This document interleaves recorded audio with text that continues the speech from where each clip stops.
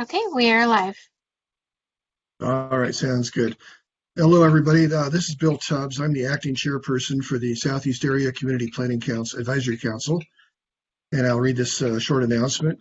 In compliance with the directives of the county, state, and Centers for Disease Control and Prevention, this meeting is live streamed and closed to the public.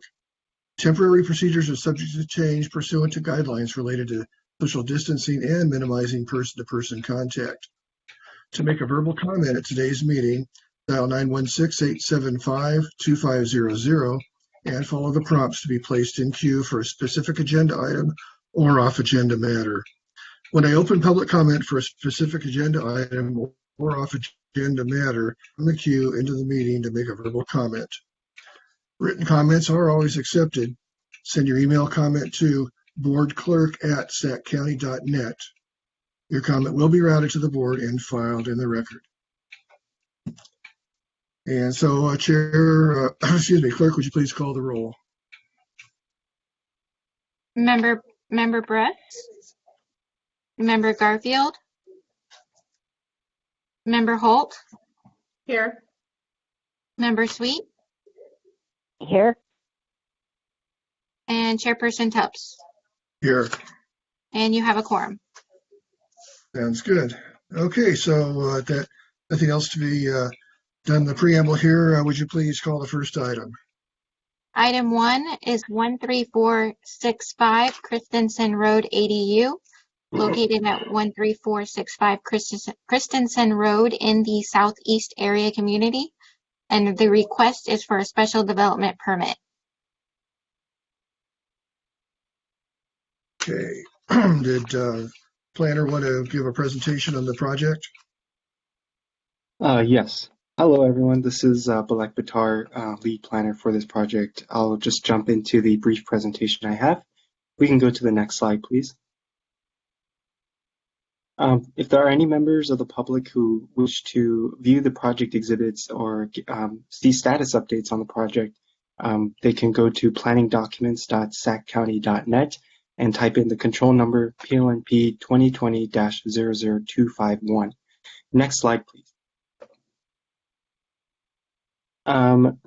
Slight typo here, but the project is located at 13465 Christensen Road. It is south of the Christensen Road and Pringle Avenue intersection. It's located on a 1.79 net acre parcel located in the agricultural residential zoning district under the AR2 zone. Much of the surrounding area, as you can see on the image to the left here, is also zoned for agricultural residential. But across from Christensen Road, we do have some general agricultural zoning under the AG 80 zone. There is an existing primary dwelling on site, as well as a driveway that is visible on the image to the right. Next slide, please.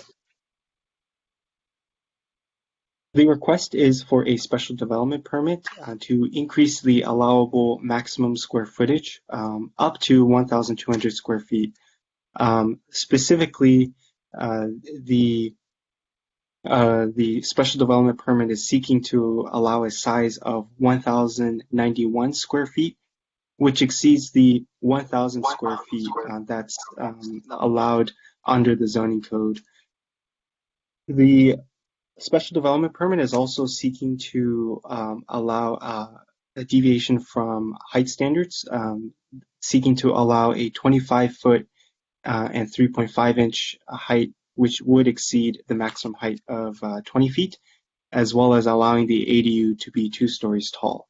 We don't have those stated on this slide, but those are some additional requests on the special development permit as well.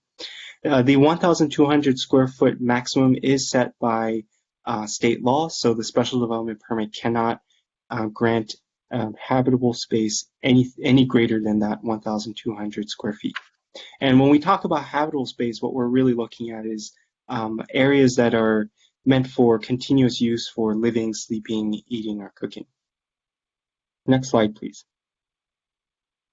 So here we have a view of the site plan. The project is meeting as you can see, the accessory dwelling unit is detached. It is located on the southern portion of the parcel in the middle of the exhibit here. It is meeting setback requirements as well. Next slide, please. Here we have a view of the first floor. In addition to the 1,091 square feet of habitable space, there is a proposed 552 square foot garage on the first floor of the accessory dwelling unit. This isn't considered as part of the accessory dwelling unit as it is not considered habitable space, but it is part of the structure. So it's a two-story structure. Here we have a view of the first floor plan. Next slide, please. And here we have a view of the second story floor plan. Next slide, please. Here we have a view of the elevations. As was mentioned earlier, the height will be 25 feet and approximately 3.5 inches, which would exceed our maximum height requirement, which is why it is also being included as a part of the special development permit request. Next slide, please. Here we have a view of the 3D rendering to provide context of what the structure will look like. And I believe with the next slide, that's going to be the end of my presentation. All right, so that concludes my presentation. I'd be happy to help answer any questions as well, and the applicant is also on the line as well. Okay. All right. I just want to start out with one quick question. I noticed on the first floor, there is, in addition to the garage, there's a small room noted as office. So I'm taking it that the office does not count as a habitable dwelling space? The office would count as a habitable dwelling space. Based on our zoning code definitions, we would consider that office as a bedroom. So that's going to be, that office is inclusive of the 1,091 square feet of calculated habitable space. Okay, all right. Yeah. Thank you. Any other members have questions? Nope. Let's see, Tina, Karen, either one? No, looks perfectly acceptable. It's a lovely dwelling. Okay. The other question I have, are there any comments from any residents nearby? Because the one thing I did notice is that the accessory dwelling is located on the south part of the property, which looks like it's very close to the neighbor, which is to the south. Were there any comments from that particular neighbor? This is Stephanie. We currently don't have any public comment and nobody waiting on the line to speak. Okay, well, I guess that answers that. All right, well, if there are no other questions, I'll entertain a motion. I make a motion to approve. Okay, who was that? I second it. Tina. Tina and hang on here. Okay, Tina moved Karen and Karen second. Okay, all right. In favor, say aye. Oh, Aye. Aye. Chairperson Tubbs, Aye. is it okay if I do Yes, ma'am. the roll call vote? Oh, yes, I'm sorry. Please do. Okay, thank you.